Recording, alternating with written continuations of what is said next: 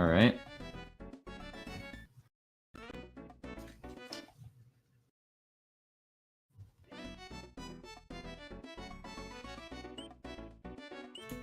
Okay. Yeah, that should be good. Okay, cool.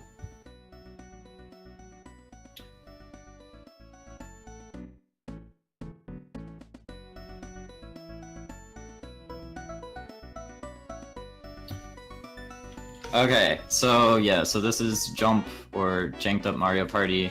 We have FT and lolyoshi racing. We were gonna have a couple other of our usual racers in here, but they couldn't make it. So this is a ROM hack, Super Mario World ROM hack, obviously. It's basically like a collaboration ROM hack by the Talkhouse community.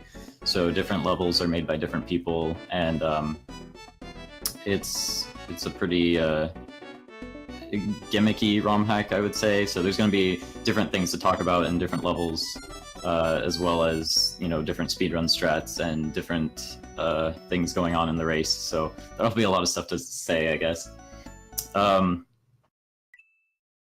So I think they're just getting set up.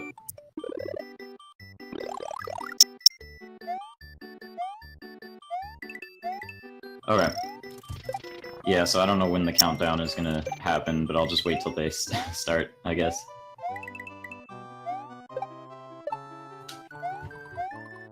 I can't really see the chat from here, but that's fine. I can just move this over.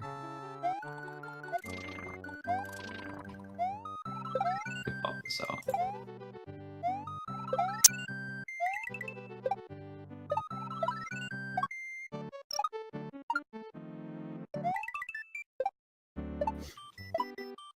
Okay, so yeah, so this is, it's a pretty big ROM hack. It actually has, I think, 125 exits. I almost forgot for a second.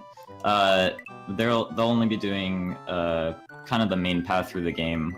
They'll be skipping some stuff. This is no Star World, so they won't be using the Star Warps, but there's still a major sequence break that skips the first, like, 3 worlds or something. So that'll be pretty fun to see.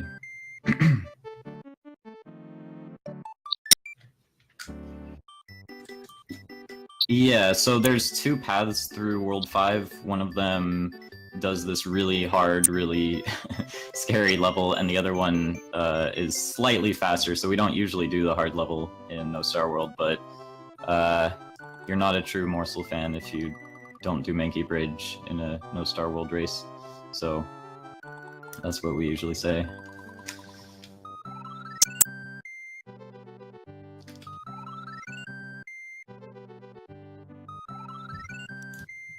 Yeah, I gotta get the thing. Okay.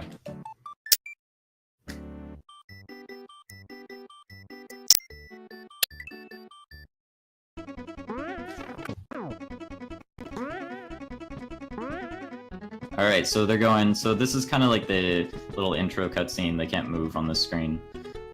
So during this run, well, first of all, in World 1, there's kind of a lot going on. So they're gonna go through the lower path of World 1. There's 2 like routes through World 1. They're gonna take the lower path first to go get a cape, because that'll be important for a sequence break later. So this is the first level. It's made by a terraformer, and it's basically like a little tutorial level showing you a few kind of glitches that you might need to use later on. So they're gonna try to drag this bullet across the level to skip this little pipe cannon section. And yeah, and then they actually want to try to be small. It doesn't really matter too much, but you pretty much have to damage yourself here either way, because the tunnel at the end here is kind of hard to get through. And that's the first level. It's actually probably not the easiest World 1 level. People die there in races every so often. It happens. But yeah, the next level, I can check who made the next level, I always forget. This one's made by Quiet Protag, so they're gonna get the normal exit in this level first, but they'll be coming back to this level for the secret exit later after they get the cape.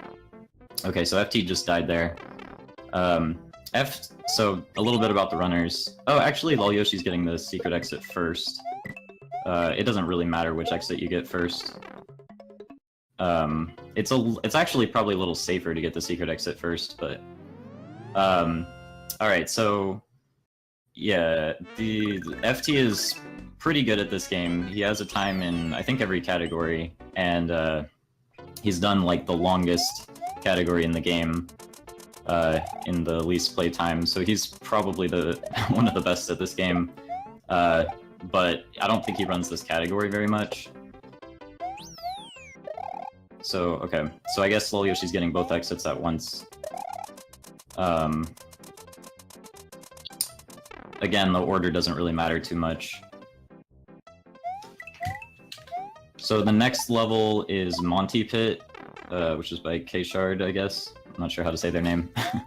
And so this level's pretty straightforward. They're gonna want to try to keep a couple power-ups through this level, because if you finish this level with a Fire Flower, it saves time in the next level when they're getting the cape. So I think Lolyoshi's probably gonna beat the next level after Monty Pit. The gimmick of this level is Monty Moles, if you couldn't guess from the name. They pop out of the ground. And in the next level, that's where they get the cape, and it's actually faster to get the cape and then kill yourself, rather than go all the way to the end of the level. But you need to keep the cape in your reserve box, so you need to switch to a Fire Flower after you get the cape, and so it's important to finish this level with a Fire Flower. Otherwise you kind of have to go back and grab another one or something, and it's pretty slow, so we'll see what happens. So it looks like Lolyoshi's not going to finish with a Fire Flower, but he can either go back, or he's probably going to try to beat Musical Grasslands, just knowing him. So there's a lot of different strategies in this run. Different runners kind of choose to do different things. There are sort of optimal strats, but this hack is actually pretty hard. Even this category is pretty hard. So there's most of the time runners just kind of choose their own strats. So Musical Grasslands, which is by not good with usernames. That's a good username. Okay, so you see FT here is switching to Fire Flower, and he's just gonna kill himself now. So he has a cape in his reserve box. Lolyoshi's doing a different strat here, where he's dragging the mushroom along with him. That's kind of how you're supposed to get in there. Alright, so FT's heading back to Mushroom Ledge and getting the other exit now. So the cape is used for a sequence break in World 1. It basically skips from World 1 to World 4, so it's a really big sequence break. And you're not allowed to take any, like, Star Warp shortcuts in this category. So it's pretty much the only, like, shortcut you can really do. And, yeah, so Lolyoshi is just gonna beat Musical Grasslands. It's actually safer to beat the level, because if you lose your cape later, then you can go back for it and then just start select out of the level. You don't need to bring a Fire Flower or whatever. But it is slower. Alright, now FT is heading to Chuckleton Plains, which is by Jolpin Gambler. He's kind of an infamous level author in this hack. So when you enter this level, there's Fire Flowers that you spawn on top of, so you have to remember to press select to drop your cape right away, otherwise the Fire Flowers overwrite your cape. It's supposed to be kind of like a power-up filter sort of thing, but you can get around it if you just mash select. And you can skip a little puzzle here by bringing the cape in to get through those turn blocks, because you're supposed to go get a shell or something, but...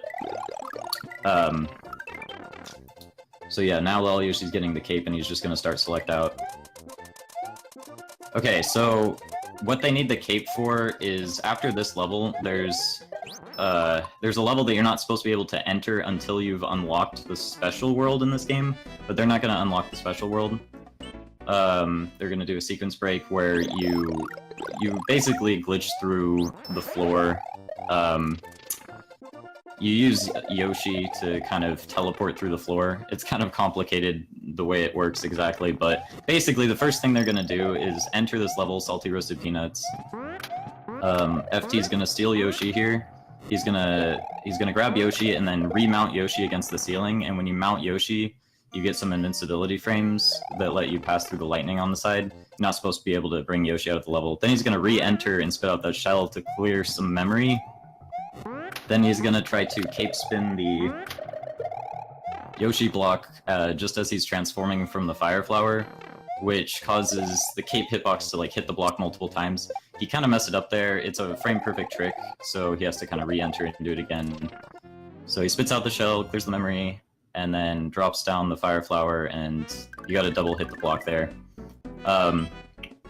It's pretty precise, but I think he got it. Okay, so he got 2 Yoshis there. One of them is invisible, and he's gonna throw one of them. He's gonna throw them down and throw the invisible Yoshi down like that, and then you can use the invisible Yoshi to like teleport through the floor, and that lets you get into the main part of this level, which you're not supposed to be able to access yet.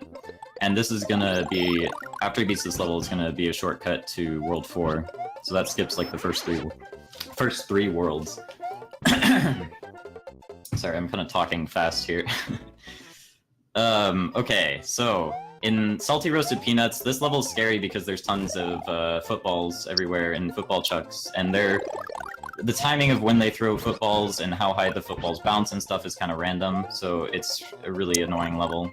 Alright, so it looks like the lolyoshi just got into SRP proper. That's kind of a big milestone in this category, is getting into the main part of this level, because then you don't have to worry about losing your cape anymore. Okay, so, like, FT just lost his cape, but it doesn't actually matter because he already got a checkpoint in this level, so he won't have to go back to Musical Grasslands or anything like that.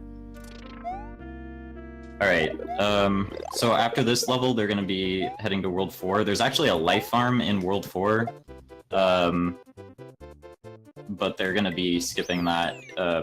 You don't need to use it in this category if you are confident enough, I guess. By the way, Salty Roasted Peanuts, I think the level is named after the footballs because they kind of look like Salty Roasted Peanuts, I guess. And that level was made by Izriri. I'm not sure how to say their name. Alright, so this next level is Spike Toss. So FT is in Spike Toss right now, and Spike Toss was actually made by lolyoshi. So he was actually one of the level authors in this hack, and we'll see another one of his levels later. Maybe 2 more, I think only 1 more. So the gimmick of this level is that obviously there's Lakitu, but the Lakitu in this level is completely invincible. You can't actually kill him. So this level's kind of chaotic. Similar reason as the football chucks, the Lakitu's like throwing timer is kind of random, or it's too volatile to be like predictable, and his movement pattern is also really sensitive to Mario's movements in the camera. So it's extremely hard to predict where he's going to move, and that makes this level like pretty random and chaotic, and actually kind of hard to get through. It looks like they're doing okay though. lolyoshi still has his cape actually, which is gonna help out a bit if he can keep it. Okay, so the next level is also pretty notorious for RNG, and so this next level is called Chuck Magnet. It's by Downair 98 or something like that. It's basically Ryan Wood backwards, is his username. And so in this level, it's kind of like an escort mission. You have to guide this guy around, the little Chuck. He follows you around. He can't hurt you. So his name is Charles Chuckleton II. That's actually canon. And his movement is really annoying and finicky. He doesn't do what you want him to do all the time, but he basically kind of follows Mario around, and he jumps if he hits a wall. There's things you can do to kind of make his movement more predictable. Okay, so for example, FT just got him caught in that little hole there. Okay, he got out. Sometimes he can get stuck there for a long time. And lolyoshi's, yeah, okay. Sometimes it's better to go slow in this level, and sometimes it's better to go fast. You don't want to go too fast, because otherwise the Chuck gets kind of caught on something. Like, you can see lolyoshi's like, trying to get... Well, he fell down. Sometimes the Chuck kind of gets caught if you go too far ahead of him. And yeah, now, see, this is what I was talking about. Sometimes that Chuck can just get stuck there for a really long time. It's really stupid. He can only jump about 2 tiles high when he's against a wall, but sometimes his, like, speed oscillation or something goes just high enough that he can go up, and it's basically RNG. There's not really much you can do about it. So, one of the reasons we wanted to have dedicated commentary for this run is that, typically the commentary in this level is just a lot of yelling and shouting and trying to get the Chuck to jump, and it's hard to it's hard to really focus on saying anything else. This level is really just troll, like, all over the place. It's probably the most infamous level in this category, just for how much RNG it is. Even if you kind of know how to manipulate his AI a little bit, it's still really chaotic. So, I don't know if FT's screen is... Okay, he should be fine now. Yeah, sometimes I think FT tends to stream with a lower frame rate because of his internet, but don't let the lag fool you. He's pretty good at this game. Okay, now, so the Chuck kind of automatically jumps when he runs off a ledge, which is sometimes good and sometimes bad. This level is actually not that badly designed for how much RNG it is. It's just that the Chuck's AI is really finicky, and I think it was designed that way on purpose. This level's actually like a remake of a level from one of Duinair's other hacks called Super Pika Land Ultra, I think, where you play as Pikachu, and there's a level where you have to guide Luigi around, like a Luigi sprite that looks kind of like this Chuck. And it's basically the exact same level as this. Okay, so FT just made it to the midpoint. There's a second half of this level, and it's even worse, actually. This beginning part is actually really annoying. The Chuck can crush you inside these blocks if you don't move carefully. And also, the Chuck can fall down and die in this room. And if that happens, you have to reset the room. There's like little reset blocks around that you can touch. So that's what happened to lolyoshi there, so you had to reset. Okay, so this part's kind of interesting. You have to guide. If you look on FT's screen, you have to guide the Chuck up top while you're on the bottom, and you have to get him to do like these really long jumps across these like big gaps, and then you have to hit the switches like while he's jumping to kind of time it. It's actually pretty tricky. So, yeah, so this level is just really really annoying to most runners, and it's definitely a big run killer, but it's also kind of a, you know, like a staple of this category, a big this is like the main thing that people think of when they think of No Star World, I think, is this Chuck Magnet level. I think that's a cute name too, Chuck Magnet. Okay, so where did lolyoshi get a cape? Did he go leave the level to go get a cape? I wouldn't be surprised. Or maybe he still had one. Alright, so this part is pretty annoying, getting the Chuck in this little hole here that FT's trying to...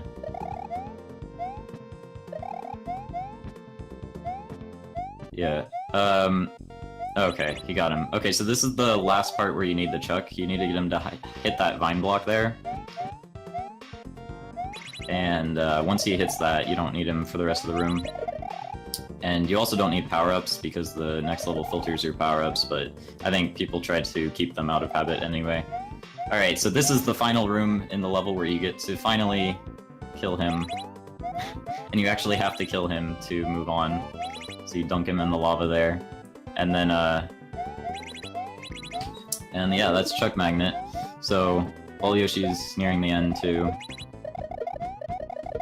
This level is kind of like the big equalizer for the early game of this category, because you know, anything can happen. Somebody who's way ahead can end up way behind, or vice versa. So the next level that FT is in is called Angry Fish, and it's by World Peace. This level also filters your power-ups like that level in World 1, except that this time there's no way around it. You can't like drop your reserve item really quickly or something. It just automatically deletes your power-ups. It's actually a deceptively difficult level because you don't get a lot of power-ups, especially if you don't have the Switch Palaces. And the second half of the level is noticeably longer and probably harder than the first half. And the gimmick of the level is basically fish out of water. They just kind of float down and try to kill you. Yeah, they behave weirdly when they're outside of water. They still kind of glide, in the same with like the same speed that they would when they're in water, but their gravity is just they still obey gravity. Okay, so the part of the level where you have to bounce on the note blocks is actually really scary. There's a big pufferfish chasing him around, and the pufferfish movement is really weird. It kind of like follows the screen's position. It chases Mario around, but it also stays kind of relative to where the screen is. It's kind of hard to explain. And in this room, he has to keep the pufferfish alive, so it can't touch any of those shells, and then he can bounce on its head at the end there to get the P-switch. It's pretty crazy. So if you accidentally kill that pufferfish, you have to do that room all over again. So lolyoshi, you'll notice damage boosted through that chuck with his mushroom, and that's one of the only time savers in this level. Is if you keep a hit, you can actually use it to damage boost through some sections, but then it makes the rest of the level a lot more scary because you don't have an extra power-up. So, alright, so the next level is kind of, it's a pretty long and difficult level. It's called Palatable Perturbation. It's, again, by Julpin Gamler. He made one level in every world in this category, and we're going to be playing a few of them in this category.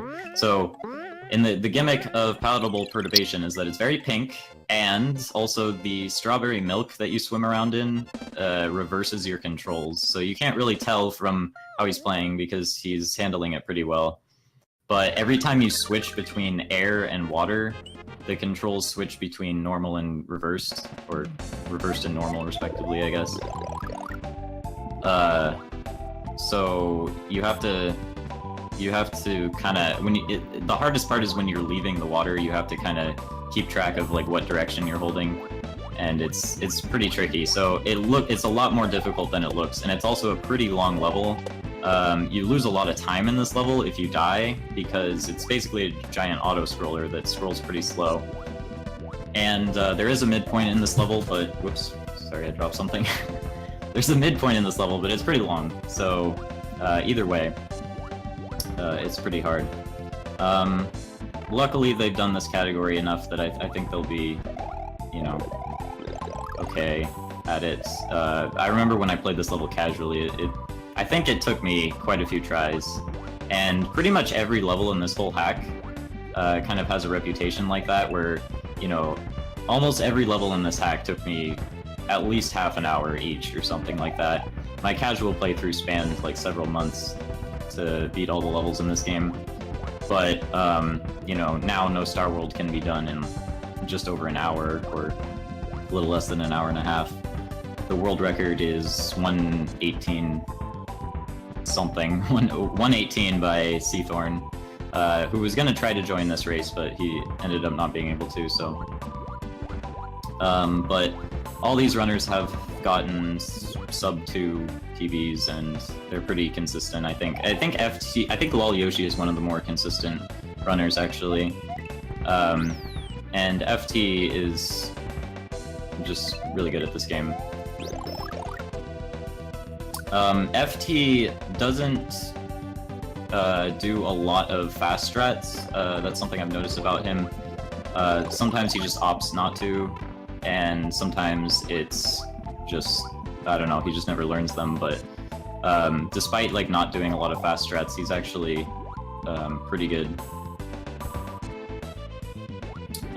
There's some strats that he will do in this category, if they're pretty easy, like pretty free strats, I guess. Okay, so some of these some of these swamps you want to swim under and some of them you want to swim over. You'll notice that some of them smash faster than others. And it's kind of hard to tell on a sight read, like which one to go under and which one to go over. It's not always clear which you should do. But after playing the level several times, you kind of get used to it. So a lot of this level in a speedrun is kind of memorization, actually, even though it all looks the same. Alright, so FT just made it to the boss. There is a boss in this level. It's like Vanilla Windy, except reverse control water on the ceiling, which makes it pretty tricky. You can see where Windy's going to spawn for 1 frame by looking at her feet. I don't know if FT can really Or I don't know if I can tell from FT's screen because of the frame rate, but yeah, you can kind of see before she spawns where she's gonna spawn, so that helps a lot in that fight. It makes actually a huge difference, and one of the things about this level is if you don't die at the midpoint, you actually have a pretty low amount of time. You'll notice that lolyoshi only has like 113 game seconds, which is actually less than it would be in real time. Oh, okay. He's gotta probably waited a couple cycles here for that Podobo, or for the Windy to be in a good spot.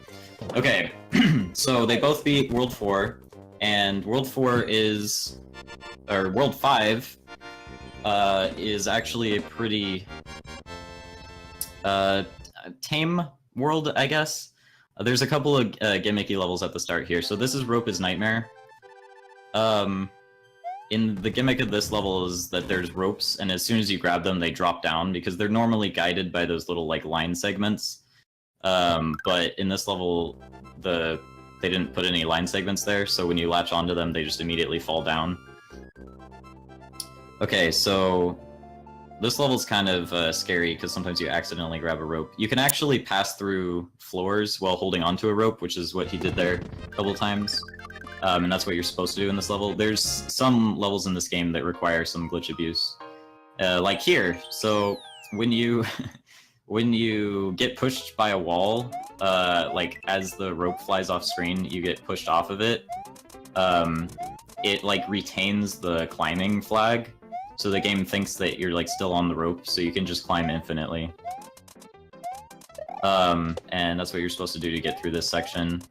So all those red blocks, as you probably noticed, are like damage blocks. They hurt you if you touch them. So you gotta be kind of careful in this section. You can actually tank through the end of it, like damage boost, but not everybody tries to do it here. It looks like FT accidentally got hit, so he went for the damage boost. It's a little bit risky. And then here at the end, you have to make sure you're in the climbing animation when you touch the goal. Otherwise, you'll walk into the lava during the victory march and die. It's like a little Kaizo trap. It can still kill you after you finish the level, unlike Mario Maker. Okay, so the next level, I didn't say who that level was by. Rope is Nightmare was by Yogui, I believe. I should probably double check that. And this next level is Fortress of the Giant Monsters, which is pretty self-explanatory what the gimmick here is. There's a lot of giant versions of enemies. So this level's by Daizo, and there's also a boss at the end of this level, spoiler. And the boss was made by World Peace. So I should point out that World Peace is actually a notable person in the Talkhouse community, the community that made this hack, because he's, especially with this hack, he put a ton of work into sort of polishing this hack up and finishing up. It kind of got, the project for this hack kind of got abandoned around, I don't know, 2013 or something like that. And then it sort of got picked back up and revived, and most of that was thanks to World Peace. He sort of took over the project. It was originally led by a terraformer who has a few levels in this hack as well. He made the first level, for example, and we'll be seeing another one of his levels in a little while. But then World Peace kind of took over this project again, and I think a lot of the reason this hack has as much polish as it does is because of World Peace, so he deserves a lot of credit for that, and he makes cool levels too. So yeah, so the gimmick of this level, the giant thwomps cause earthquakes whenever they hit the ground, so it stuns Mario and he can't move. This part is also kind of scary. Those coins that pop out of the ground, when you hit the P-switch they turn solid, and they can actually crush you if you're not careful, so FT was sure to grab a few of the coins beforehand to make sure he didn't get crushed. It's happened in a race multiple times. There's a lot of funny things that happen in this hack. We do weekly races of this hack every week, and, well, of this category, I should say. And there's common things that happen that are pretty funny. So this is the boss fight. This boss fight was made by World Peace, and it's pretty crazy. It's like a giant laser shooting Golden Bowser statue, and it's sort of he has a very predictable pattern. In the first phase he does these like low jumps, In the second phase, he does like kind of medium jumps, and then in the third phase, he does high jumps. I think the first phase is actually the hardest because the low jumps make it hard to run under him. And then you hit him 4 times, and then he turns red, and then you hit him while he's red, and that actually counts as like a hit, I guess. And you do 3 of those hits to kill him, so there's 3 phases to the fight. And every time you pass by the little orange particles, it activates, like, he senses you, I guess, and he activates his laser. And so you need to kind of like dodge the little like line to prevent him from shooting the laser. Okay, so that was Fortress of the Giant Monsters. Lolyoshi's about to get to the boss there. Okay, so this next level is Luminous Leaping by Jolpengambler again. He likes alliterations in his level names. So in this level, there's actually, you can fly over this entire level, which is not uncommon in Super Mario World and Super Mario World ROM hacks, to be able to fly over a whole level, but it's actually not used that much in this hack, because a lot of levels have power-up filters, or ceilings, or some reason you can't fly over them, or it's not always worth going back to get a cape, because some levels have power-up filters, you can't just keep your cape from the beginning of the game all the way to the end. And that means that sometimes you can fly over a level, but it's not actually faster because you'd have to leave the level and go all the way back to get a cape. So, in this category, we don't actually fly over that many levels. So, this level is actually really hard. You have to be, like, really fast, and there's a lot of, like, really picky platforming here, and there's a part toward the end that's also really scary because, like, a Koopa tries to land on your head. But basically, it's just a really intense platforming level. And if you do fly over it, I don't know if Lolyoshi's gonna try to fly over it or not. I don't think he has a cape on him, or does he? I can't tell. Well, anyway, FT beat it first try, which is pretty good. So it's worth noting that they're not guaranteed to beat any of these levels without dying. Like, I mean, pretty much every level in this hack can kill you. Some levels are more likely to kill you than others, but...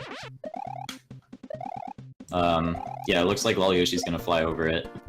So flying over it is faster, but it's probably not worth going back for a cape if you're confident enough without it.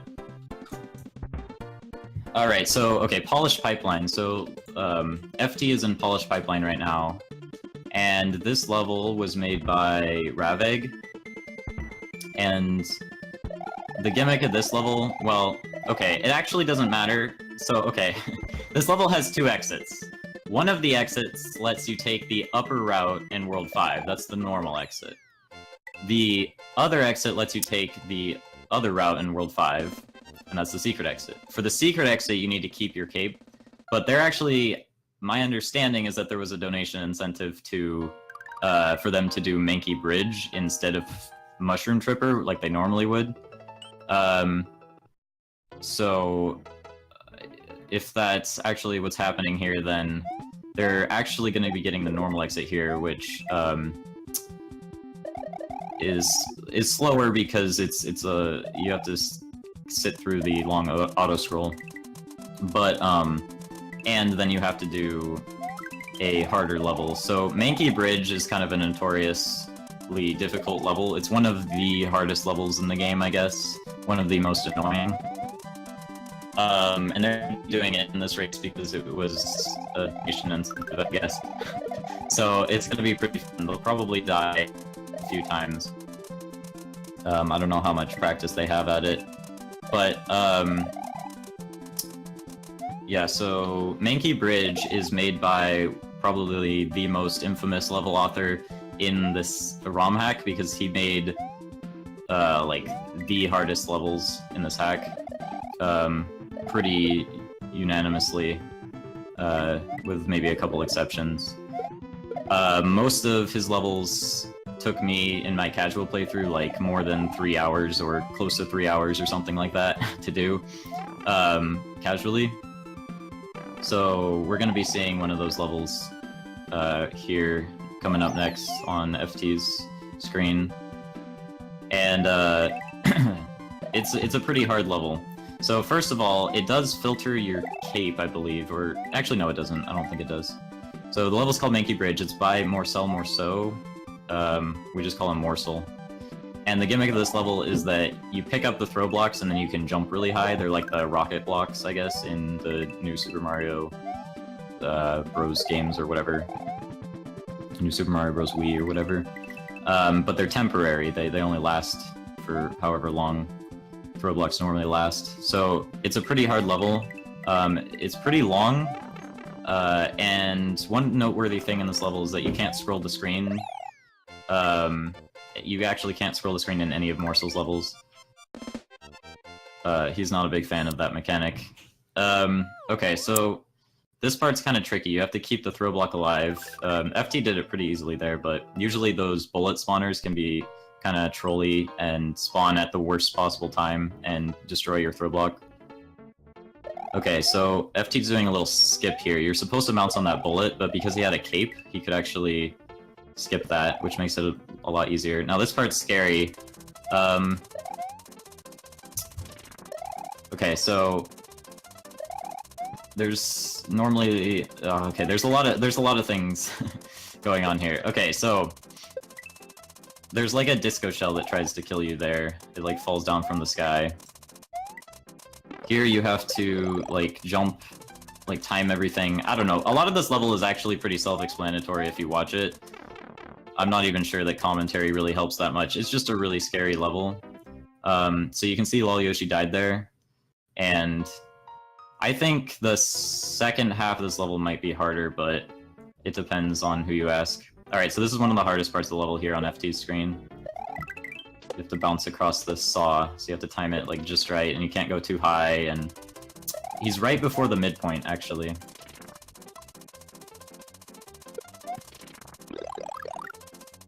Okay, so what FT is doing here is a glitch.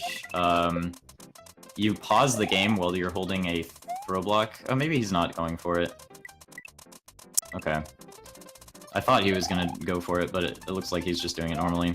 There is a glitch in this level. If you pause the game, it screws up Mario's gravity, and you can shoot up really high. It's kind of unpredictable, but it's pretty fun. Okay, so FT died, but he just got the midpoint, so it's fine.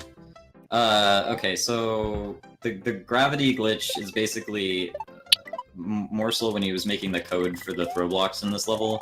He forgot a line of code. He forgot to basically make the code not run while the game is paused. So if you pause the game, it really screws things up, and you can actually use that to your advantage. But it's, like I said, it's kind of hard to predict, and it's not super viable for RTA unless you know what you're doing. Okay, so FT just went up to get this power-up block. There's not a lot of power-ups in this level. Those little like gray gate things that he just passed through, those actually destroy your throw blocks if you're holding one when you pass by them. So they're kind of a way of filtering out blocks in between little puzzles. And those other outline blocks that he's standing below, those only enemies and sprites and stuff can stand on those. Mario can't. Okay, so here there's a little trap with the spike falling down. So lolyoshi is working his way up. I mean, they're on the same level, so everything that FT is doing, lolyoshi's also doing. There's not a lot of variance in the strats here or anything like that. You kind of have to do this level the way the author intended it, with minus the pause glitch, I guess. Okay, so this part is really annoying. Oh, FT got it first try. Okay, that part always gives me tons of trouble. You have to do this really high jump with the throw block. And if you're fast enough, you can get that mushroom, but he didn't get it. Okay. Oh, he's gonna go for it again. Okay.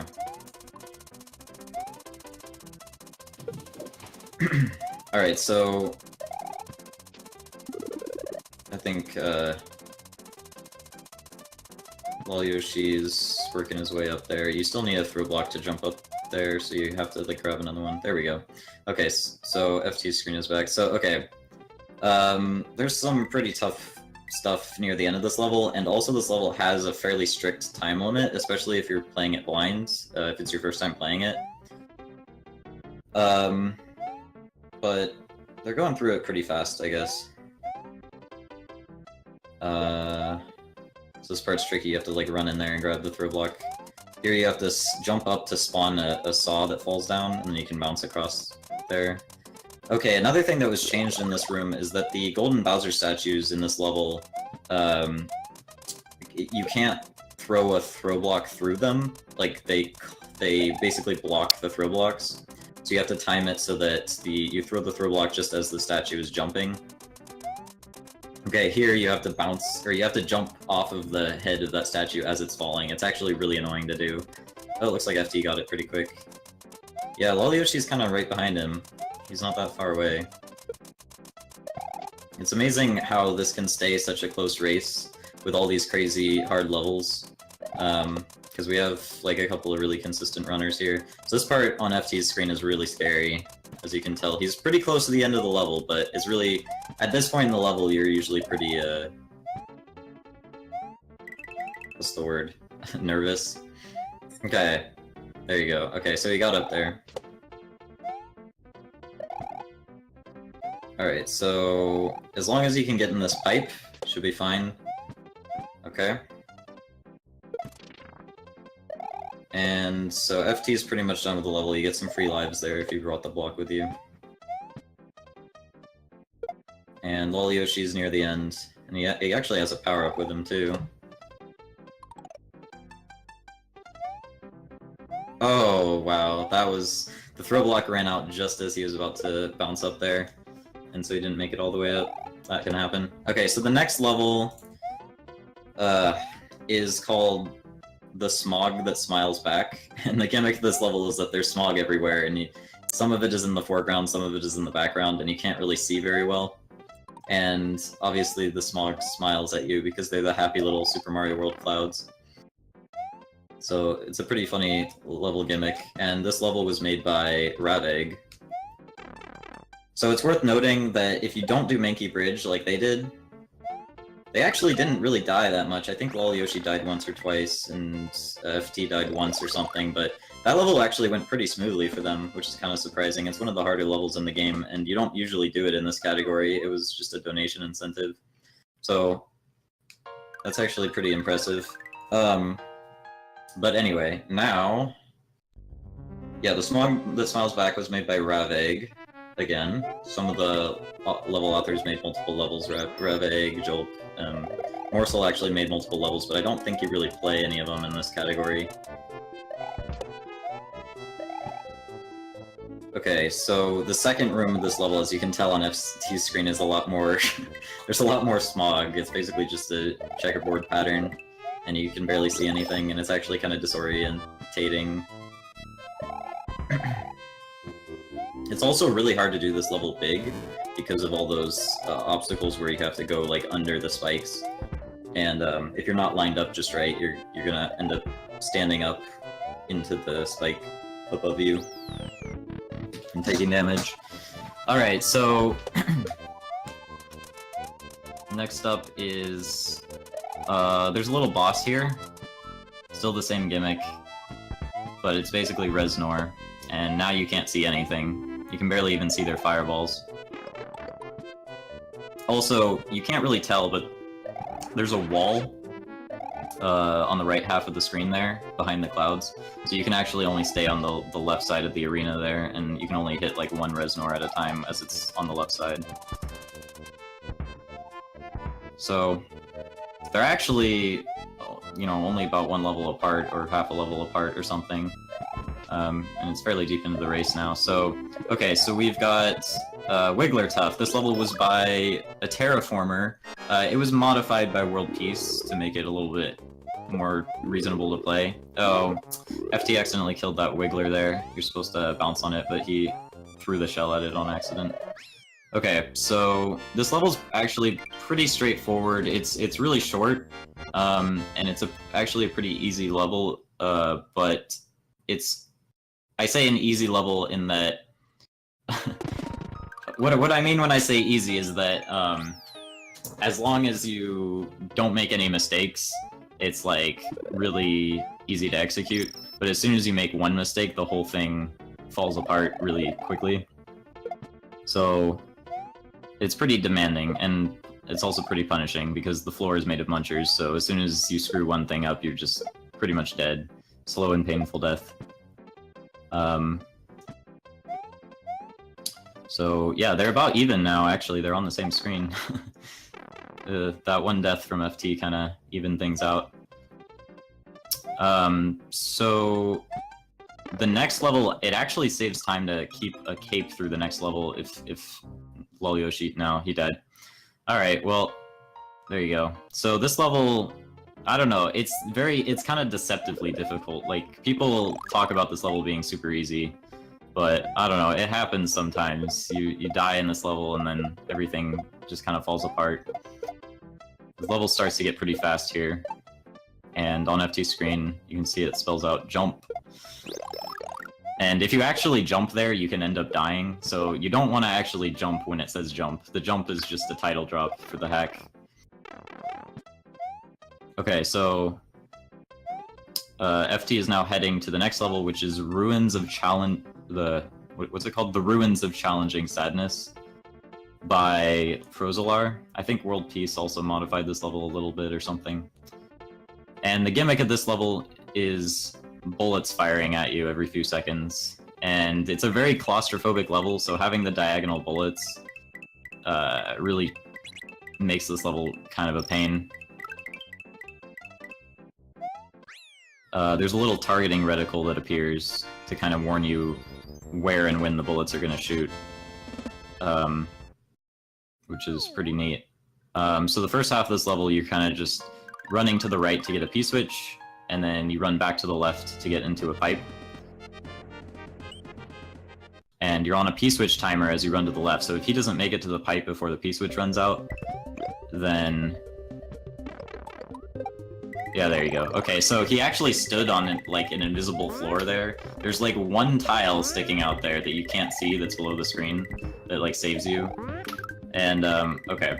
So FT got the midpoint. If you have a cape in the second half of this level, it actually saves quite a bit of time. Neither runner has a cape here, I guess. But what you're supposed to do is go and grab these throw blocks.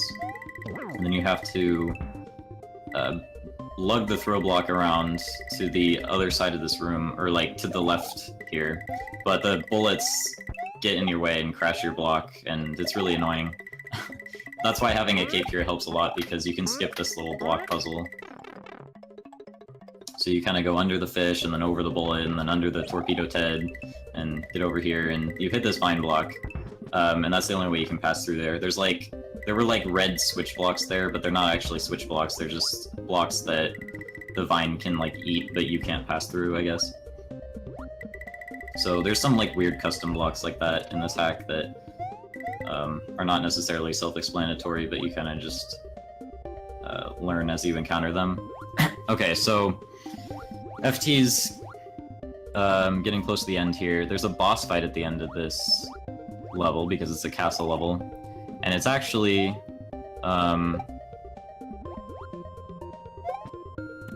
Lemmy, and there's actually 2 Lemmy fights in this hack.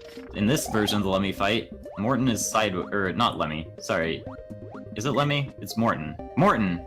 I'm getting their names confused. So this is Morton. He's sideways in this level for some reason. He's not always sideways, though. Also, there's a bunch of Lemmy heads flying around the arena. That's probably what I was thinking of. So we'll see it again on lolyoshi's screen here. We have sideways Morton and flying Lemmy heads that try to kill you. Yeah, it's a pretty easy fight as long as you stay in the middle of the arena and kill him kind of quickly before he gets on the walls. But sometimes the fish can, like, or I should say the Lemmy heads can spawn underneath you and kill you, like, as you're jumping, and it's kind of unfortunate. But as long as you get to the center of the arena, they can't really touch you. Alright, so the next level is, actually, I believe FT is going to make a pit stop here. I don't know if he does this. Yeah, okay, so he's gonna make a pit stop here in this storehouse, which is basically just a power-up house, kind of like the top secret area in the original game. This particular storehouse was made by Morsel, but this isn't really like one of his infamous levels. This is just a little power-up area. You can also farm lives here, but it's really annoying to do, and they're not they're probably not going to do that because it's not really necessary. Alright, so FT gets 2 capes here and a blue Yoshi. And it looks like Lolyoshi's getting power-ups too. Oh, okay, so, well, that was unfortunate. So in this level, the gimmick is, this level's called Coin Guides Are Always Accurate, and it's basically making fun of ROM hacks that, I guess, use coin guides inappropriately or something. And, okay, so FT just died there. The gimmick of this level is basically everything where you see coins is actually dangerous, unlike what you would expect in most levels, where coins are usually indicators of, like, safety platforms and stuff like that. And so in this level, all the coins are basically traps, and they represent, like, death zones. So anything that's surrounded by coins is probably bad to touch. Like, it's either a Muncher in disguise or something like that. And the second half of the level is an auto-scroller, so it looks like FT lost the lead there because of that death, and he's going back for power-ups, which is probably wise. I think having power-ups in these levels makes them a lot easier, because you can kind of just fly through them. This is another one of those levels that you can basically just fly through, which is why he gets the blue Yoshi here. You can just fly over everything. So this is the first level in World 6, and the second level in World 6 is actually pretty similar in terms of how you speedrun it. The next level is called Into the Dark Forest, and this next level is also made by lolyoshi, so this is another level that he made in this hack. Oh, you can see FT just dodged that bullet there without even ducking, because Yoshi's hitbox is only like where his saddle is or something like that. Okay, so yeah, Into the Dark Forest is made by lolyoshi, but you can also fly over this level. Interestingly, even though there's no vertical scrolling in this level, the pipes don't extend upward very high. I guess lolyoshi, for some reason, tends to do that in his levels. So you can actually fly over, like, everything in this level. And they're going to be getting the secret exit in this level. The normal exit would make you do a whole extra level. And that extra level is another level made by Morsel, so they want to avoid that. And so they're going to get the secret exit to skip that level. The secret exit... Okay, so this next level is all the way from New Jersey. So this is one of the most notorious levels. But this is probably the most notorious level, I guess, in No Star World, arguably. This level is really dark. It's made by Jolpingambler, and everybody pretty much agrees it's like his worst level in the hack. Worst in terms of like how evil it is, and probably how kind of badly designed it is sometimes. It's extremely claustrophobic, you can't see what you're doing. You have to be ducking when you're climbing on all these things, otherwise you can't pass through. And you have to do all these like really tight jumps. There's all these particles flying at you, all the baseballs and lava lotus fire. But if you bring capes into this level, you can see lolyoshi's kind of dominating this level just by killing everything as he encounters it. You can't do that if you don't have a cape, and there's no capes native to this level, so you actually have to bring a cape into this level to make it bearable at all. But it does make a big difference. I don't know if lolyoshi's, or I don't know if FT's gonna try to bring a cape into this level. It looks like he has capes, but he might try a different strategy than what lolyoshi did, so we'll see what happens here. Lolyoshi made it to the midpoint. This used to be considered probably one of the biggest, like, I don't know, bottlenecks or something in this category, one of the hardest levels to get through. And once you get past this level, then you're kind of like home free for the rest of the category. I think nowadays most of the runners can manage it pretty well, and it's probably not the hardest level for most runners anymore. But it still kind of has that reputation, I guess, of being a big deal. So yeah, it's just a really claustrophobic level. Oh, you can see, so lolyoshi was ducking there, but he accidentally clipped the wall and lost his duck jump, which can really screw you up when you're on those like fences. So okay, so it looks like lolyoshi is just killing everything he comes across. Okay, so lolyoshi made it to the second room, which is basically right before the end, but it's not quite over yet. So taking damage there is actually really bad, because this jump right here is extremely scary, but it looks like he made it past it. Okay, so yeah, so lolyoshi made it out. Alright, so the next level coming up for lolyoshi here is get the normal exit. That's the name of the level. And yes, you're supposed to get the normal exit. There are a bunch of secret exits all over the place that you try to dodge. We call it the secret exit of shame. So if he accidentally touches one of those keyholes, then he gets the secret exit of shame, which isn't really a big deal. It's basically about as bad as dying, but dying in that level is really not a huge time loss anyway. But it means that you're going to finish the category with more exits than you would have otherwise. This category is normally 32 exits, although because lolyoshi beat Musical Grasslands earlier on, he usually finishes with 33 exits, and if you get the secret exit of shame, then that would be another exit as well. Okay, so yeah, but the gimmick of this level is you kind of use the key as like a walking stick to feel your way around the level. Like there's some blind jumps and stuff that you kind of have to use your key to help you figure out like where to go. And you also have to dodge the keyholes, so you kind of want to keep dropping the key like he has been. So, and there's a few different ways you can do some of the puzzles here, but... So he's taking it extra careful here. Okay. And then this last room, you don't want to hold Y, otherwise you touch that keyhole and activate the secret exit. It's a really cruel trap, because typically people always hold Y in this game. It's kind of a rule of thumb, you just always hold the run button while you're playing Super Mario World. And in that room, if you're holding run when you enter the room, then you kind of, it like activates the exit, I guess. Okay, so this is, lolyoshi is now in balls. So I should point out that get the normal exit is by Yogui again. Balls is also by Yogui.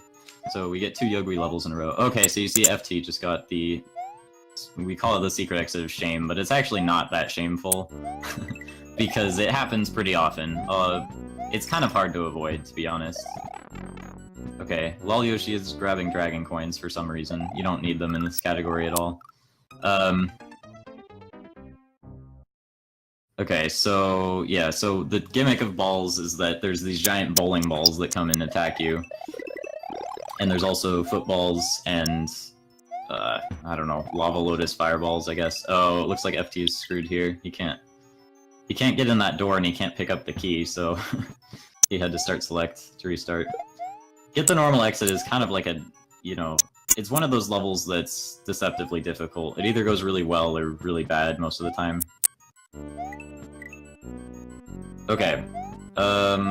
Yeah, so the footballs, how high they bounce is RNG, and sometimes they can bounce so high, they have, like, so much vertical velocity or whatever when they hit the ground, that if you try to stomp on them, the stomp detection, like, fails and you end up taking damage. So, bouncing on those footballs is actually kind of scary. So here, you have to stay on the lower path, so you have to avoid bouncing too high on that bowling ball. I think the bowling balls have, like, a canonical name. They're, like, big steelies or something like that, but I just call them bowling balls. Okay, so you also have to find the right place to stand to avoid some of these traps with the bowling balls. Because of the way the screen is scrolling. Also, if you go in that door prematurely, then you miss out on the midpoint. So it looks like the runners are going to be, uh-oh. Okay, I think FT can save himself here. Yeah, he's good. Alright. So yeah, these footballs are kind of scary, like I said. And if you hide in the wrong hole here, you can end up getting crushed or taking damage or something. So you have to kind of... Some of this level you kind of learn by trial and error, I guess. Unless you get lucky the first time. Also, the bowling balls don't obey gravity, as you can tell. They have like a set height that they always do the bouncing animation at and roll forward. So it doesn't matter where the ground is, they kind of just always land at the same spot. they're only supposed to be used in the Bowser fight in the original game, so they're coded kind of weirdly. The Bowser fight doesn't actually have, like, floor collision or whatever, so instead of coding them to interact with floor tiles, they are just coded to stop at a certain height or something like that. I don't know exactly. But yeah, they're in the same level again, but it's a pretty long level. So here the gimmick is that if you... lolyoshi demonstrated there that if you jump in the wrong spot, then you hit a coin block. So you have to make sure you go where the colored coins are. Alright, so that's balls. The next level is gonna be The Trees Are Dead. So The Trees Are Dead is by Raveg, so we get another level from here. Okay, so we can see on FT's screen, that's what happens if you bounce too high there. And unfortunately, it's kind of random. I think you can actually bounce too high even if you do it right, which might have been what happened to FT there. I think he just got unlucky, because it seems like, just depending on where the bounce interaction takes place, kind of like how Mario's movement pattern happened to be, like, it just depending on kind of random factors. Sometimes the bounce can take place, like, higher up, and you end up bouncing too high, even if you did it right, so it's kind of stupid. Alright, so lolyoshi is in The Trees Are Dead. This level just has a lot of, like, obstacles sticking out of the trees to kind of stop you. And the main gimmick of this level is, like, bouncing on these little enemies climbing on the walls, and bouncing across the flames that the Bowser statues shoot, and it makes it kind of scary, because if you miss one of those bounces, you can just fall in a pit and die. There's also some damage boost strats you can do in this level, but, you know, any damage boost strat you do is risky, because then you have fewer power-ups to work with later on. So, the end of this level is probably the scariest part, because that's where you have to do, like, some precise platform. You have to do precise, like, bounces off of the fireballs, like what he's doing right here. See, that's why it's so hard, is because, like, the timing with those fireballs is extremely hard to anticipate. And it can actually get screwed up if you take damage or something like that. Anytime the game, like, freezes for some sort of animation, the timer for the Bowser statue, like, keeps going, but it can't fire during that, like, animation. So, like, it kind of desyncs the timer, and it makes it really weird. So you have to be, like, careful. Sometimes, like, whenever you scroll the screen or something, it can screw up the flame timer, so you have to, like, make sure you're reading the cycle correctly. So The Trees Are Dead is actually a pretty hard level. If you ask Seathorn, who has the world record for this category, he would probably say that this is one of the harder levels, or there was a while where this level was, like, one of the hardest for him. But it kind of depends on what strats you use. So I wouldn't, you know, depending on who you ask, it may or may not be one of the hardest levels, but I would say it is pretty hard, and it is giving lolyoshi some trouble. But the levels do get harder as the category goes on. I mean, we're getting toward World 7 now, and that's the last world, so they're getting toward the end. The World 7 levels are actually pretty fun in this hack. They are very fast-paced, so they're really good to speedrun, I think. It's also worth noting... Okay, so here's... Before I say anything, this is lolyoshi doing the fireball bounces at the end, and you can see that this is pretty scary. You can barely see the fireball, and you have to kind of guess where it is. Yeah, okay. So he made it through. Okay, so the next level coming up is Shell Shrine. It's the castle number 6. It was actually made by 3 people, one of them being lolyoshi. So this is like a collab level within a collab hack. And I believe... Okay, I don't remember who made each room. I want to say that a terraformer made the first room here. And the gimmick of this room is that you kick shells at up into the ceiling so that the Koopas can kick them at switches so that you can continue. Okay, he got a little bit hasty there. Don't be hasty. So the gimmick of this level is... I mean, it's pretty self-explanatory, but I think the first half of the level here is made by a terraformer, or maybe it's lolyoshi. Sorry if I got that wrong. I don't actually know. And the next one is made by World Peace. So this basically is a collab level between a terraformer, lolyoshi, and World Peace. And then lolyoshi made, I think, the boss room of this level, or maybe I have that backwards. I really don't know who made each section. So, yeah, there's different, like, switch puzzles here you have to get through, and you kind of have to know what's coming, because sometimes you have to go really fast. So it's extremely difficult to do on a sight read. There's actually a couple different ways to do these last couple puzzles, but, okay, he got through. Okay, so that's the first half of the level down. It's pretty hard.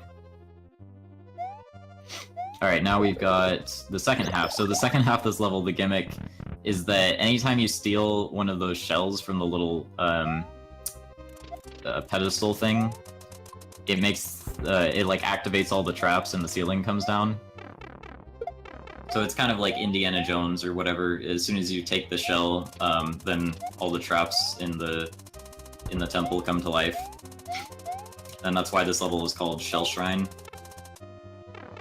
So yeah, it's basically a series of mini puzzles in this section where you have to do something with the shell or avoid disturbing the shell or whatever.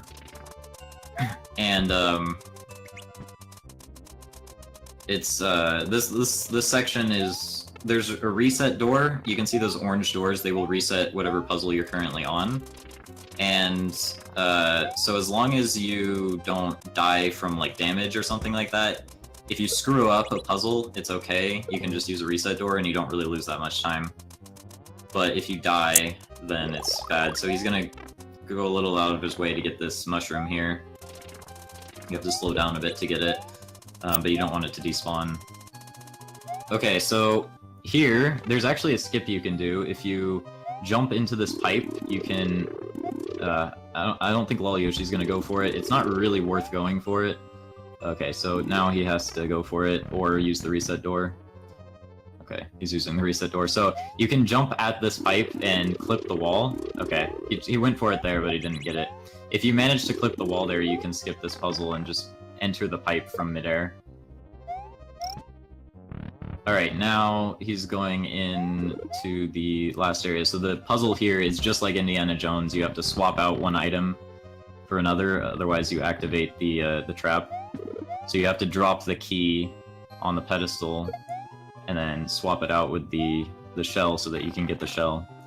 And the reason you need the shell is because you sacrifice the shell into the lava here, and it flies to heaven, I guess, and then that activates the path to the boss.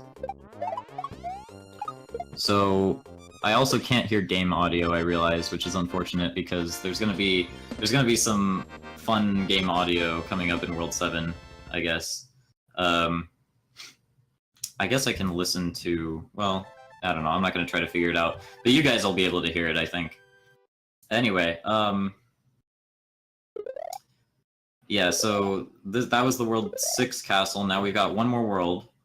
And it's worth noting that the last 2 levels in this hack, maybe even 3 levels, are some of the longest and hardest levels in the whole category. So actually, I would say like the last 2 levels in this hack combined take about 15 minutes.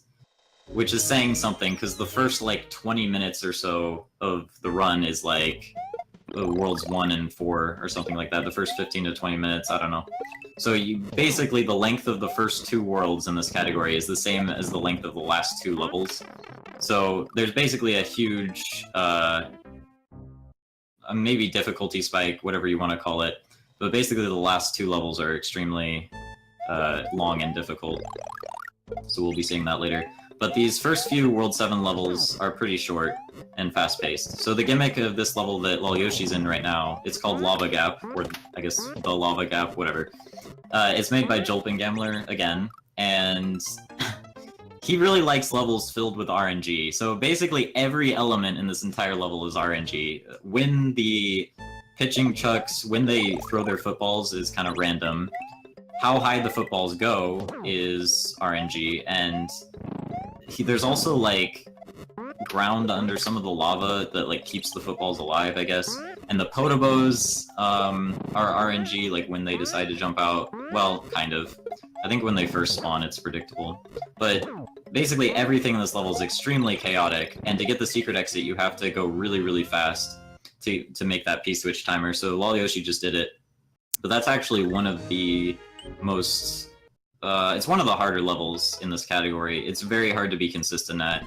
I've practiced that level for hours and couldn't manage to be more than like 50% consistent at it, I guess. But it's pretty short when you're just getting the secret exit. So they get the secret exit here because the bottom route of World 7 skips like a couple levels or something, so it's faster.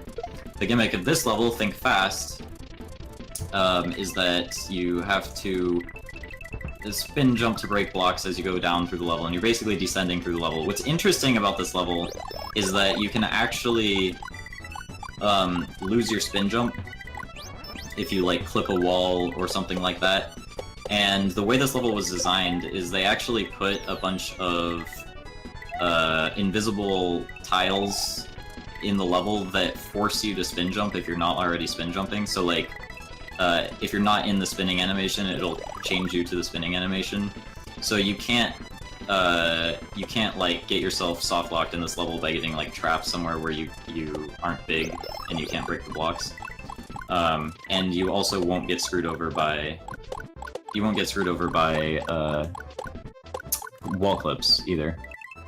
Okay. And there's some little like mini puzzles where you have to keep yourself alive by staying on the blocks as they're breaking and stuff like that. It's pretty cool. I like all the World 7 levels in this hack because they're very fast-paced. Oh yeah, there's this poison mushroom there that pops out. Okay, so FT just got Lava Gap's secret exit, so he's... they're almost in the same level now. Although Lolyoshi's nearing the end here. So, Think Fast is made by Frankie. That's the level that they're in right now. And... alright, so Lolyoshi just made it to the end. It's also worth noting that basically every level in this entire hack has a Yoshi filter. Not quite every level, but it might as well be. So Yoshi is almost completely useless in not just this category, but most categories, I think. Alright, so Lolyoshi just entered Rock Climbing Rush. Okay, so Rock Climbing Rush is made by Daizo. He's the same person that made Fortress of the Giant Monsters earlier on. And the gimmick of this level is fairly self-explanatory, I guess. The lava is coming up and you have to kind of race it to the top. And at various points in the level, the lava will actually speed up. One thing that's really cool about this level, that you might not be able to tell, is that the music of the level, it's like GoldenEye or something like that, I think. And I think that the speed-ups with, like, the lava are kind of, like, synced with the music in this level. It might not have been intentional, but it definitely seems that way. So if you play this level casually, you can kind of hear the music, like, you can almost use the music as, like, a cue for when things are about to get, like, more intense in the level. It's actually really cool. I really like how the way the music syncs up with everything in this level. It's pretty cool. Okay, and also things start to get pretty fast. At this next section on Lolyoshi's screen. You have to bounce on these note blocks, and you have to be kind of quick about it. And if you miss one jump, it's all over, so it's actually kind of stressful. And then at this next section, there's all these purple coins, or blue coins, whatever, that indicate where the spinies are going to fall, and so you have to dodge those. You really don't have a lot of room for error in this level. Oh, this one is pretty confusing. There you go. Okay. So now they're both in the same level again. So this is where it gets really fast. Okay.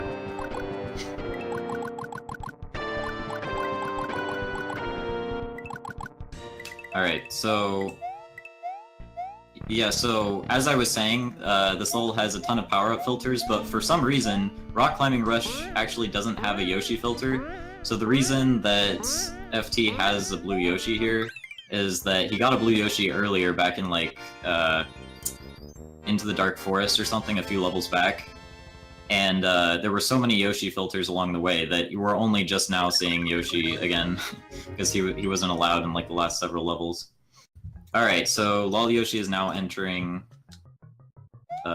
Root of Yggdrasil? Nobody really knows how to say it. Yggdrasil. Basically, it's some sort of, like, there's supposed to be, like, these, like, creatures or something. I don't really quite understand it. It's some sort of, fantasy thing that he made up or something, or maybe it's based on some game or something like that. Considering World Peace, it's probably a reference. But anyway, this is a World Peace level, and it's actually a really cool level when you play it casually. It's really easy in a speedrun. It's kind of long, but it's extremely easy to compared to the levels around it, I think. It's actually kind of hard to die in this level. World Peace is very... I don't know, it really seems like every level that World Peace makes, he's kind of on the player's side. So he tends to make things very lenient or give you some sort of way out if you screw something up. For example, at the beginning of the level here kind of showers you with power-ups, and you don't actually need any of them. So anyway, and then there's several checkpoints in the level as well. So this is Root of Yggdrasil. Oh, this part's cool. The Skull Raft, you can see it on both the top and the bottom, so that when you scroll the camera up, you don't have to wonder where the raft below you is. You can see a mirror version of it above, so you can know where it is even when the camera is scrolled up, which is pretty cool. One thing I really like about this level is, and World Peace levels in general tend to have this sort of thing, is that it's really good at sort of anticipating what the player is going to do, kind of the player psychology. So, also World Peace is kind of known for these ridiculous sound effects, which you get to hear in this level, although I can't really... It's kind of hard for me to do commentary during it, because I can't hear the game sound, so I don't know when we're going to be hearing that, but yeah. There's sort of this ridiculous sound effect during those little black screens where Mario falls down that you get to hear. Alright, so yeah, as I was saying, World Peace is really good at, like, reading what the player is going to do and sort of making levels that are based on sort of the player's reactions and stuff like that. I think that's one of his specialties, so I really like this level and a lot of his levels for those reasons.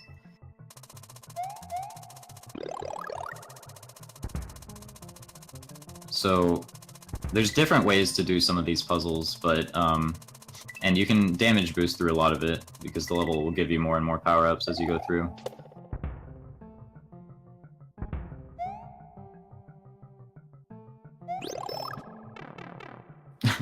Yeah, the, lolyoshi waited for the fireflower there.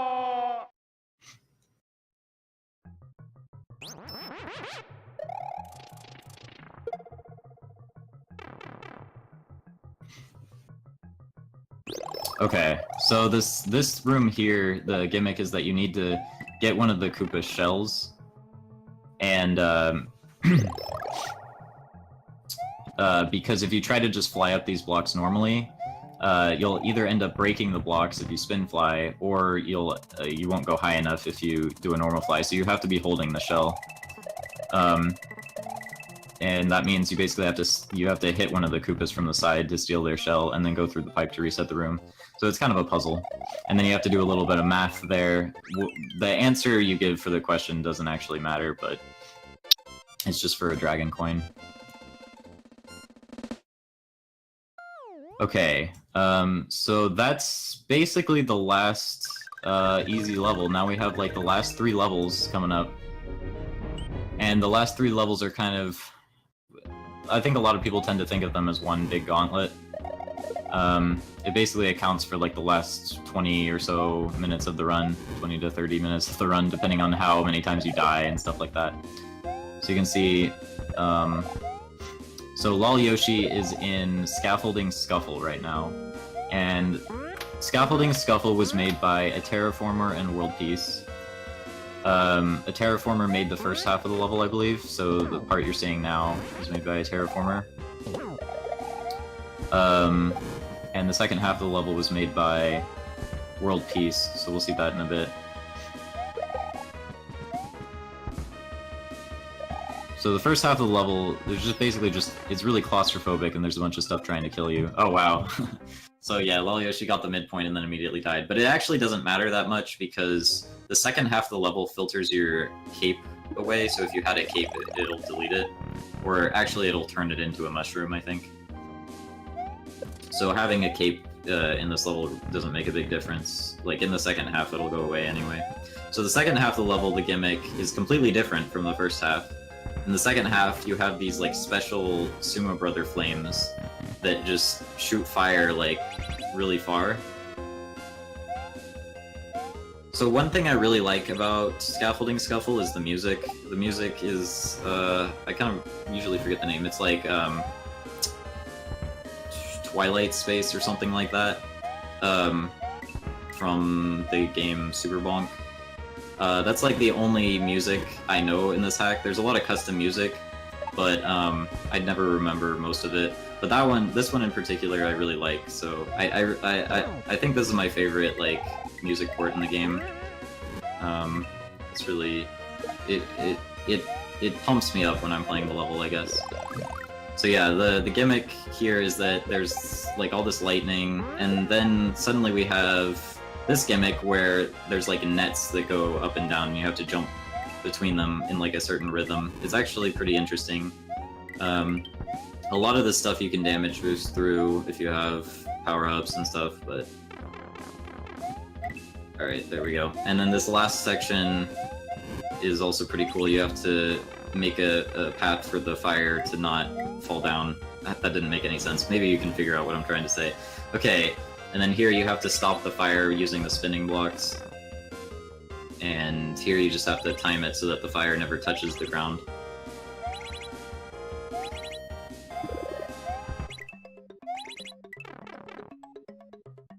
And there we go. Okay, so lolyoshi is now heading into Castle 7. So there's a Castle 7 and a Bowser's Castle, just like there is in the original game. Castle 7 is called Ludwig's Grindhouse. So you might have guessed that the boss of Ludwig's Grindhouse is Ludwig. And this is one of the harder levels, actually. It's pretty hard, and it's really long. It's made by Zinn.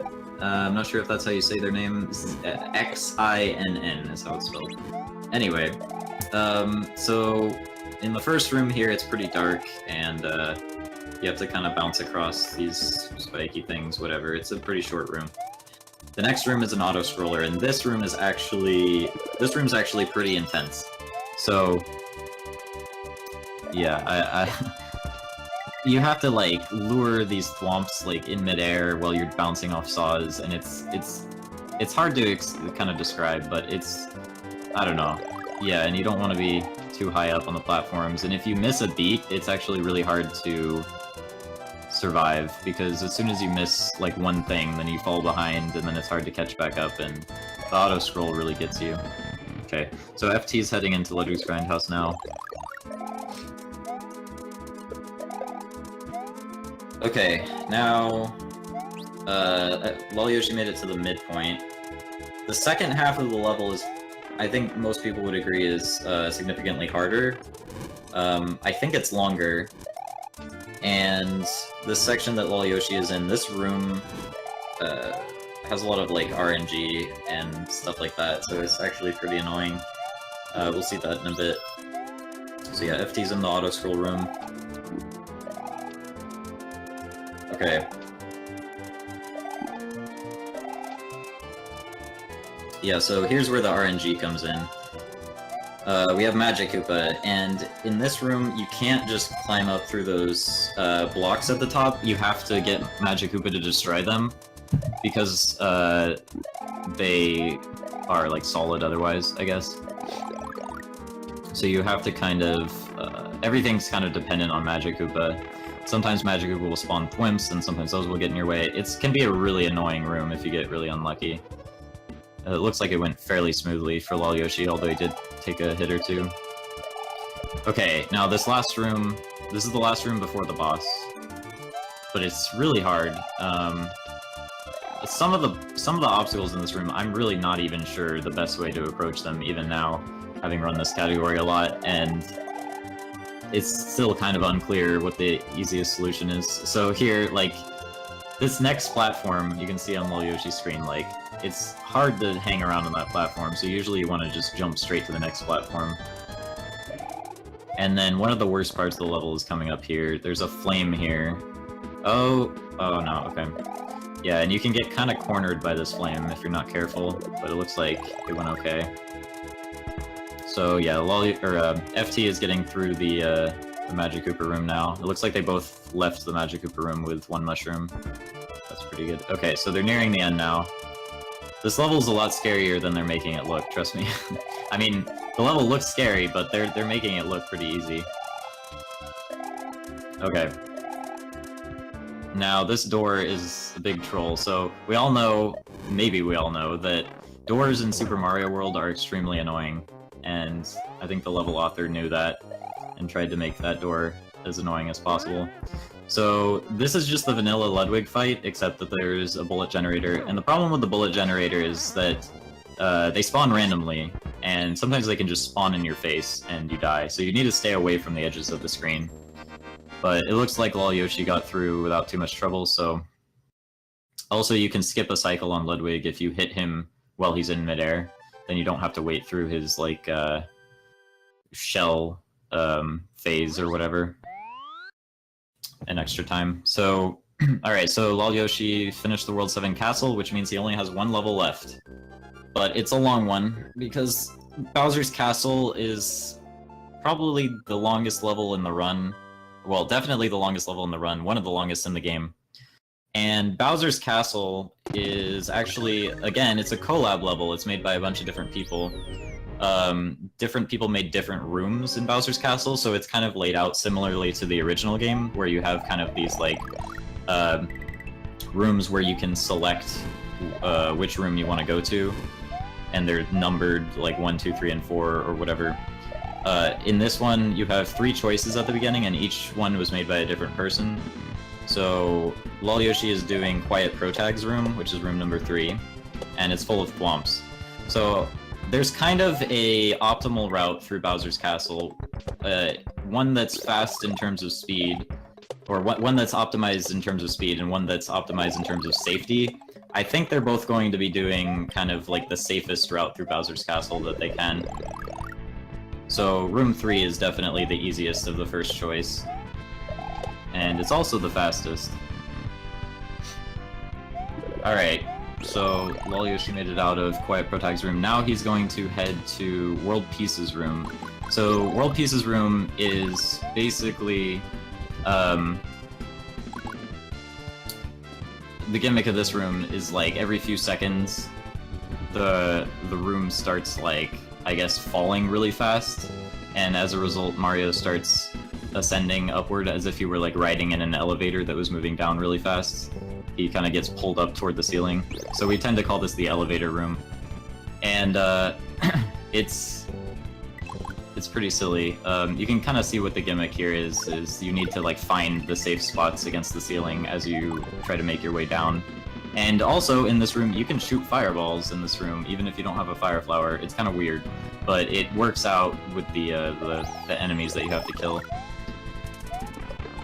Okay, now lolyoshi is heading to the next set of choices. The 4, 5, and 6 choice. So, I think lolyoshi is gonna be doing, yes, he's doing room 5, which I believe was made by Yogui. I need to actually check these things. I can do something here if I want to check this.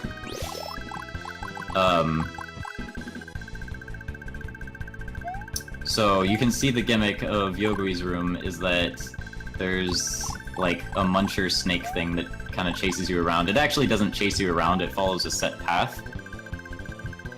But You have to, you can kind of use the warning lasers to tell where it's gonna go. So,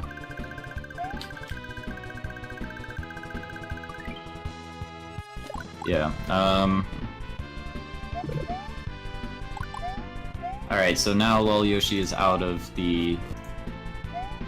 Yogui's room, and the next room is made by Melon Pizza, this room right here, and it's full of lasers. So FT died. Unfortunately, it's pretty easy to die in Bowser's Castle. It's a hard level, and you tend to lose a lot of time when you die because it's each like segment in between the midpoints is I want to say about like 2 minutes long if you do it fast, something like that. So if you die near the end of a segment, you can lose about 2 minutes. So it's worse than dying like twice in a normal level, pretty much. If you die really deep into a segment in this level, but there are multiple midpoints, so yeah. So Melon Pizza's level, the gimmick is that there's all these lasers, and you have to find ways to block them to get past them. Also, you can jump through the spikes there that lolyoshi just passed through. Those spikes don't interact with Mario until they actually start falling, so when they're still attached to the ceiling, you can pass right through them. So lolyoshi's actually pausing the game here to pick the door that he wants, because in that selection, the doors move so fast that you can't really tell which one you're gonna get unless you pause the game. So he really wants door 7. Door 7 was made by World Peace, this room, with the library in the background. And the gimmick of this room is that if you hit the ground too hard, meaning you fall from too high, then you wake up, you like sound the alarm or something, and a bunch of fish come to attack you. So those little stars you see behind Mario kind of indicate how fast you're falling, I guess. And if you hit the ground too hard, then yeah, it activates them. And there's kind of like puzzles surrounding that, but it's hard to explain. All right, and then the final room here that lolyoshi is doing, this lava room. It's very orange, or you know, brightly colored. And it was made by Jolpin Gambler, so this is the last thing we get to see from Jolpin Gambler. This level, or this room, is pretty long, and it has some precise platforming. I would say this level is significantly harder to do fast than it is when you play it casually. There's a lot of like one-tile jumps and things like that, so if you go too fast, you know, a jump that would normally be pretty easy if you take your time, it can suddenly turn into something that's really difficult. I think jumping across one tile at like full running speed is probably like or jumping off a one-tile space at full running speed is probably like a 7 or 8 frame window or something like that. So it's usually better to slow down. It might be less than that. I don't know exactly the details. Alright, so lolyoshi's nearing the end of the lava room, and so he gets one more midpoint before the end. Assuming he goes for it, yep. Alright, and then they get to fight Bowser. And Bowser, this is not the vanilla Bowser, even if it looks like it. It's actually changed quite a bit. And this modified version of Bowser was made by Morsel, so we actually do get to see another thing made by Morsel in this run. So, alright, so the gimmick in the Bowser fight is that in the first phase, he moves a lot more, like he swings a lot more wide and kind of a lot closer to the ground, but it's not that hard. It's 2 hits and you're done. Then, in between the phases, you have the little part where the fire drops down, except this time it drops down a lot faster than it does in the vanilla game, and it's actually pretty easy to dodge them if you're careful about it, but it really catches you off guard the first time. Okay, so it looks like FT died again at the end of the laser room, which is a pretty costly place to die, because that's near the end of the segment. Alright, so in the second phase here, he drops the bowling balls, except now they bounce off the wall. When they touch the side of the wall, they like bounce back to attack you again. So, and then, not only that, but you have to hit Bowser 3 times in this phase. I also didn't mention that the Magic Koopa, the Mecha Koopas that he throws, their AI was changed as well, and now the Mecha Koopas will jump whenever Mario jumps. So it makes it extremely hard to land on them and stun them, because every time you try to jump on top of them, they jump upward and you end up colliding with each other in the air. And it's really hard to land on their heads, so you kind of have to juke them out a little bit, or jump on them as they're falling, or something like that. So lolyoshi managed to do it there. So he hit Bowser 3 times, and now he's on to the next phase. But you'll notice that he's still out of Mecha Koopa. The Mecha Koopa actually disappears in between phases in this fight. In the original game, it doesn't, and you can actually bring one Mecha Koopa from one phase into the next. But you can't do that here. Now...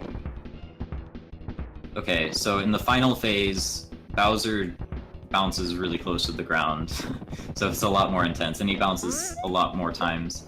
And he only throws one Mecha Koopa, and he always throws it to the left.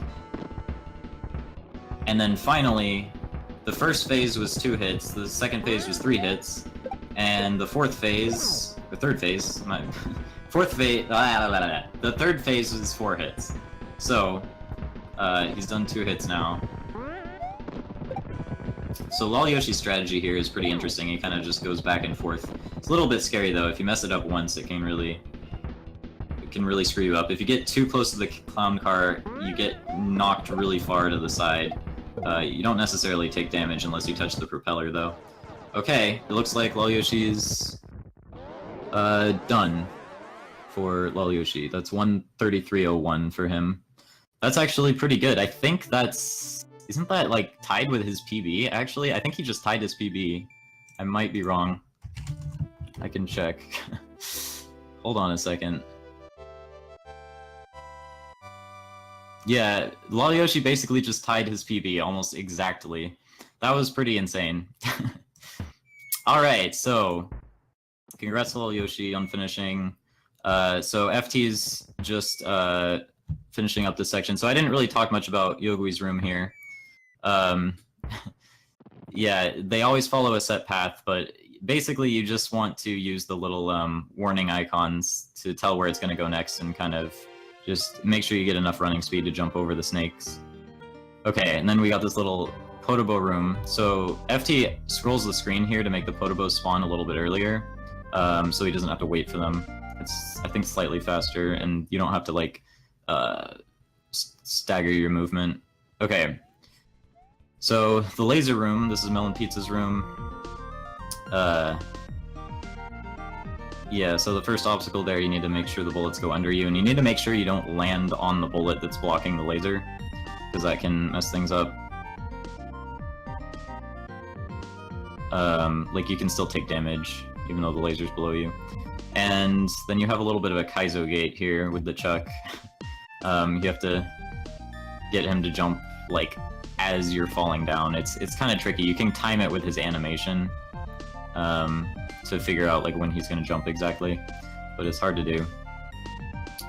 Okay, now he's going to probably go for the spike skip. Yep, okay, he got in there before the spikes started falling. So I didn't get to do much commentary on what FT was doing earlier when Lolyoshi was in the lead, because I had to explain what was happening on Lolyoshi's screen, but alright. So he's going for room 7 as well. Room 7 is really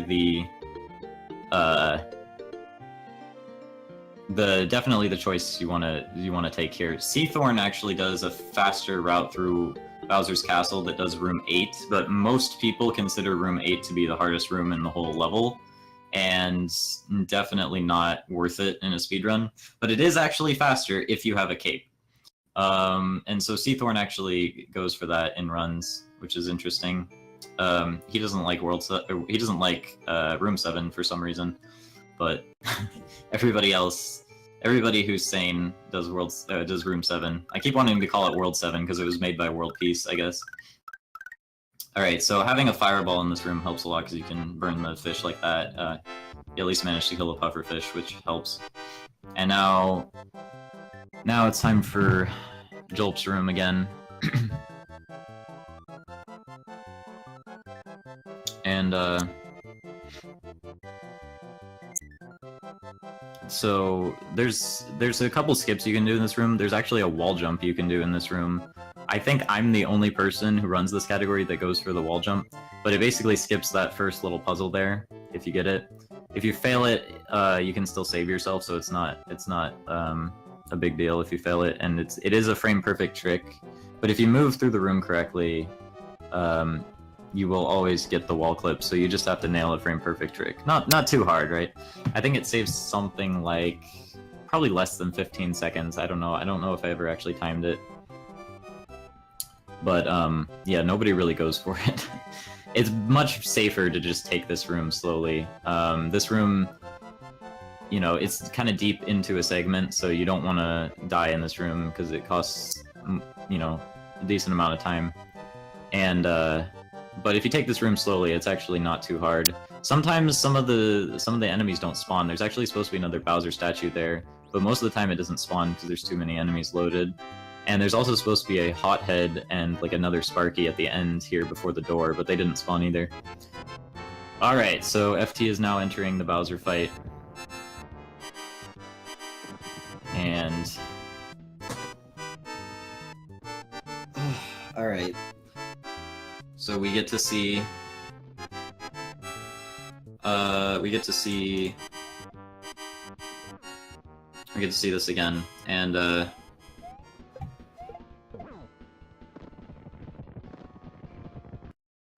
oh my gosh. Okay. Anyway, so yeah, so this is Bowser. Phase 1. I already explained kind of how it goes, but I would say Phase 1 is probably the easiest phase in the fight. Because he always moves the same way. You can't really like lure Bowser around. He always moves the same way every time. And second phase is probably the hardest, but it really depends from person to person. So there's a trick you can do here. If you get the bowling ball to like spawn while it's already off screen, then you can kind of skip the thing where it bounces across the screen, bounces back at you. But it's kind of hard to set it up. And sometimes you get a weird glitch where the bowling balls actually bounce twice. I've had that happen a few times. They're only supposed to bounce once, but I think if they spawn too close to the edge of the screen a certain way, then they spawn twice, or they bounce twice. It's weird. Anyway, so yeah, losing one of the Mecha Koopas here doesn't actually matter because you have to wait 2 cycles anyway, since you have to do 3 hits on Bowser and he only throws 2 Mecha Koopas at a time. So if you only lose one of them, it's actually okay. You can also do ball skip here like you can in the original game, but it's a lot harder. So most runners don't go for it. I kind of go for it, but I don't really know what I'm doing, so it usually doesn't work. So I guess FT missed 2 hits. I only saw one of them miss, I guess, but so he has to wait another cycle. So here's what I was talking about. You got the bowling ball to spawn off screen, so it only bounces once, or it doesn't bounce at all. I mean. Okay, and now he's got to get another Mecha Koopa. Alright, and then Phase 3... Phase 3 is definitely the scariest phase. And if one thing goes wrong in Phase 3, it can really screw up the whole thing. So you have to be pretty careful. Yeah, so an interesting strategy with these falling flames is if you just walk, like you let go of the Y button and just walk around, you actually move at like the perfect pace to dodge those things. It's kind of interesting.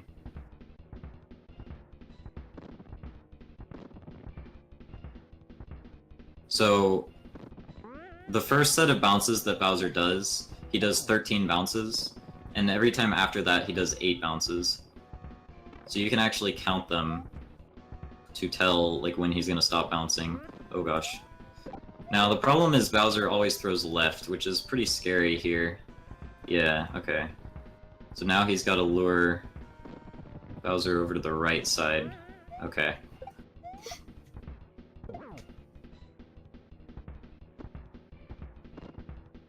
And I think it's just one more hit.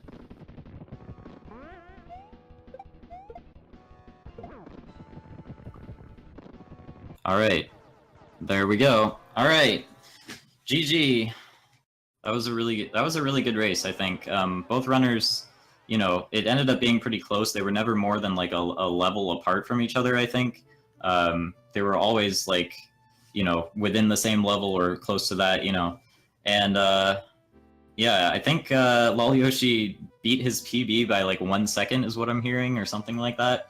So congrats to him, and congrats to FT, and yeah, thanks for racing, everybody. Thanks for having me for commentary, all that, and I guess we're finishing up now. Yep. Okay. We're finishing up. That was an awesome race. Thank you very much, FT and lolyoshi, and thank you, Nathan, for the commentary. That was terrific. Very entertaining race. Thanks, and yeah, thanks to the runners, and congrats, and yeah, good luck with everything with the marathon, and yeah, thanks for having me.